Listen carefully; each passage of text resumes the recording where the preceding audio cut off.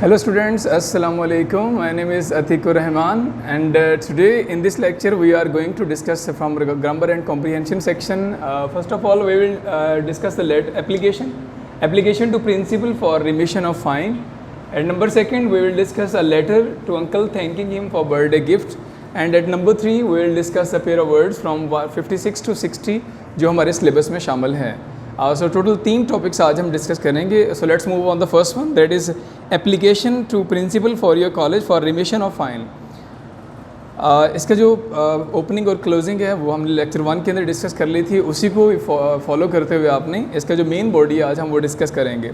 With the great veneration, नहायत एहतराम के साथ I beg leave to state, मैं ये बताना चाहता हूँ that I have been fined 500 rupees for by my teacher on account of my consecutive absence from the class for 2 weeks during the last month.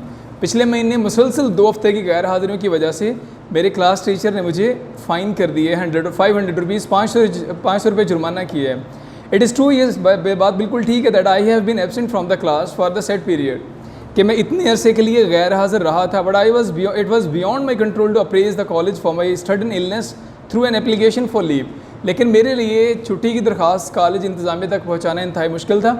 I live in the college hostel, मैं college hostel में रहता हूँ. My village is at least at the distance of 95 kilometre from my home. मेरे घर से जो distance है college का वो 95 किलोमीटर का है.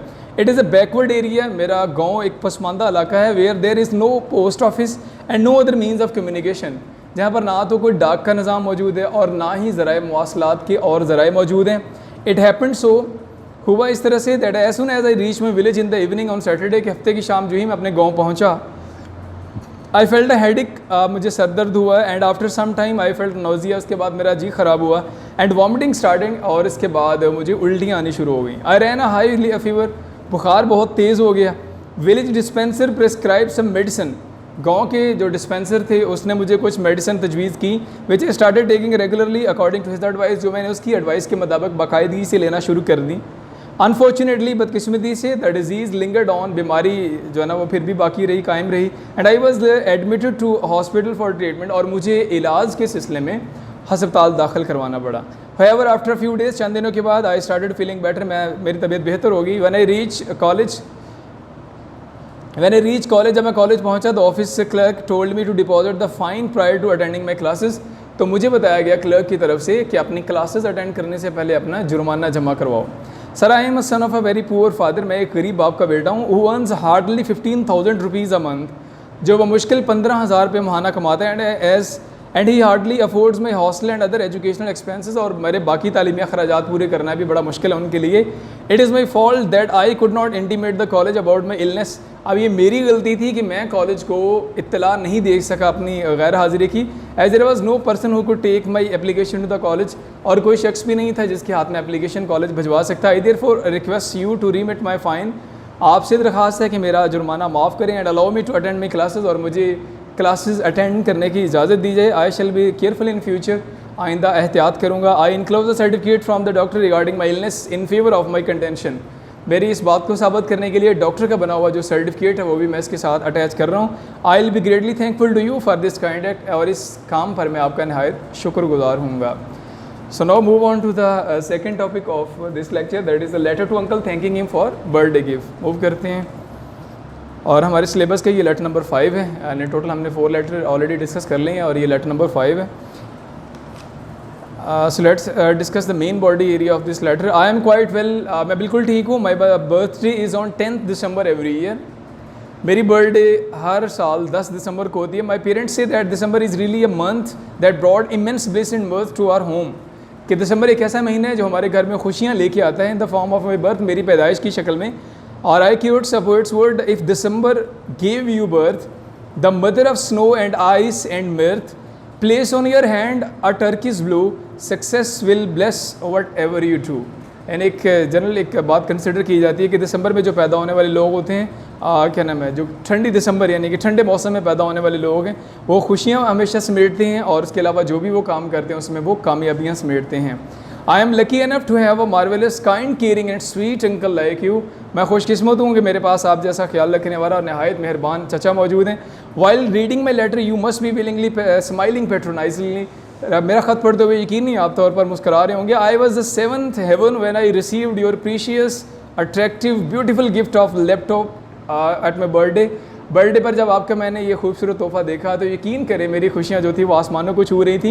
It was my cherished ambition and a dream to have a laptop. मेरा ये ख्वाहिश थी, मेरा एक ड्रीम था कि मैं लैपटॉप हासिल करूँ। What a wonderful gift it is. और ये यकीनी तौर पर एक शानदार तोहफ़ा था।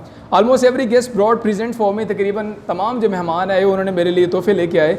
These gifts included dresses, watches, clock, perfume, paintings and books. और ये सारे तोहफे उनमें शामिल थे जो गेस्ट लेके आए।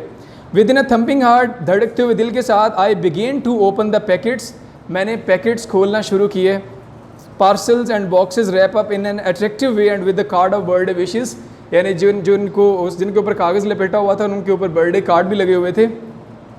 Then my mother presented me a big box. इसके बाद मेरी माँ ने मुझे एक बड़ा जो ना डिब्बा ला के दिया गिफ्ट वाला, with a brief well wishing note. मुख्तसर उसके ऊपर तहरीर दर्ज थी।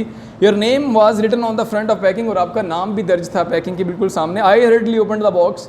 मैंने जल्दी से वो बॉक्स खोला। And my joy knew no bounds to find a beautiful silver coloured laptop in it. और मेरी खुशियों की इंतहा ना रही जब मैंने देखा कि उसके अंदर एक खूबसूरत सरमई रंग का लैपटॉप था। It was my cherish dream which was suddenly realise. ये मेरा ख्वाब था जो अचानक से पूरा हो गया था। And left me wonderstruck. और मैं हैरान रह गया। द नेक्स्ट मंथ, अगले लम्हे, I lifted its top and keys seem to invited me to touch, to feel, to play some game, to browse the net and much more.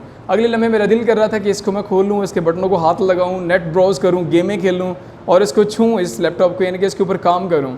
I am greatly thankful to you for giving me such a wonderful gift. शानदार तोहफ़ा देने पर आपका नहायत शुक्रगुजार हूँ। You have introduce me to a vast and magical world of information technology. IT की दुनिया की एक जो जादुई चीज़ है वो आपने मुझे गिफ्ट की है। It has opened up new vista to my ambition. इसने मेरे सोचने, मेरे ख्याल करने के अंदाज़ को यकसर तब्दील कर दिया, यानी उनमें वुसअत पैदा कर दी है। All the words of thanks seem quite poor. अब शुक्रिया के अल्फाज जो ना मुझे कम पड़ रहे हैं, मैं आपका किस तरह से शुक्रिया अदा करूँ। I will use it carefully and for positive purpose. इसको मैं हमेशा मुस्बत तरीके से इस्तेमाल करूँगा और मुस्बत मकासद के लिए। Your kindness is very great for me. और आपकी हमदर्दी मेरे लिए बहुत बहुत ज़्यादा है। Once again I express my thankness for this valuable gift. एक दफ़ा फिर से मैं इस तोहफे पर आपका शुक्रिया अदा करता हूँ। Yours affectionately. इसके साथ ही हमारा सिलेबस का लेटर नंबर 5 भी कंप्लीट हुआ और आज का लेटर नंबर 2 यानी टॉपिक 2 भी कंप्लीट हुआ। और मूव करते हैं अब हम आज के लास्ट टॉपिक की तरफ जो है पेयर ऑफ वर्ड्स। और सिलेबस में शामिल हमारे आज डिस्कस करेंगे 56 to 60 pair of word. So let's move on the first one. Ceiling, छत का अंदरूनी हिस्सा ही बॉर्ड अ सीलिंग फ़ैन। उसने एक सीलिंग फ़ैन परचेज़ किया। सीलिंग, सर बमहर करना। Ceiling of parcel is done with sealing wax. जो पार्सल था उसको सीलिंग वैक्स के साथ जोड़ दिया गया। साइट, हवाला देना। This is cited a verse from holy Quran. Quran पाक की एक आयत का हवाला दिया गया। और साइट, जगह या मुकाम। This is a site for new college. ये नए कॉलेज की जगह है। कॉमन, मुश्तरका। Kashmir is a common problem of all the Muslim. तमाम मुसलमानों का मुश्तरका मसला है कश्मीर। म्यूचुअल, बाहमी। He is no mutual friend. He is our mutual friend. वो हमारा बाहमी दोस्त है। नंबर 4, कोर्स, निसाब तालीम। We have completed our course. हमने अपना निसाब कंप्लीट कर लिया। और कोर्स, मोटा या खुरदरा। Coarse, cloth is cheap. जो मोटा कपड़ा होता है वो बनिस्बतन सस्ता होता है। और लास्ट वन, चेक, पड़ताल करना। ये checking my accounts and cheque, bank का cheque. He paid me by cheque. उसने चेक के ज़रिए मुझे पेमेंट की। इसके साथ ही आज के हमारे तीनों टॉपिक्स कंप्लीट होते हैं। लेटर 5 भी हमारा सिलेबस का कंप्लीट हो चुका है। और 5 एप्लीकेशन, 5 लेटर इसके साथ ही कंप्लीट हो गए हमारे सिलेबस में से। और 60 पेयर ऑफ वर्ड्स हम लोग कंप्लीट कर चुके हैं। आज के लिए इतना ही। मिलते हैं इंशाल्लाह नेक्स्ट लेक्चर में। तब तक अपना ख्याल रखिएगा। अल्लाह हाफिज़।